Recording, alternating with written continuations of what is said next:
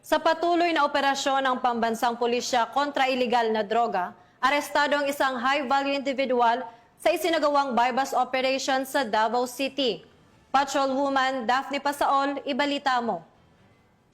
Ang isang drug personality matapos ang matagumpay na bypass operation na pinagsanib na pwersa ng pulisya sa Purok 7 Rosemary Street, Barangay Tomas, Monteverde, Davao City noong Setyembre 24 taong kasalukuyan.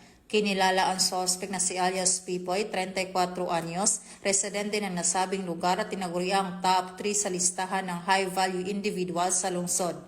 Ang operasyon ay pinangunahan ng mga operatiba ng City Drug Enforcement Unit, katuwang ang Regional Police Drug Enforcement Unit 11, City Intelligence Unit at sa pagkikipag-koordinasyon ng Santa Ana Police Station at Philippine Drug Enforcement Agency o PDEA. Sa isinagawang operasyon, nakumpiska mula sa sospek ang hinihinalang shabu na may kabuang bigat na 10 grams at tinatayang nagkakahalaga ng 60,000 pesos.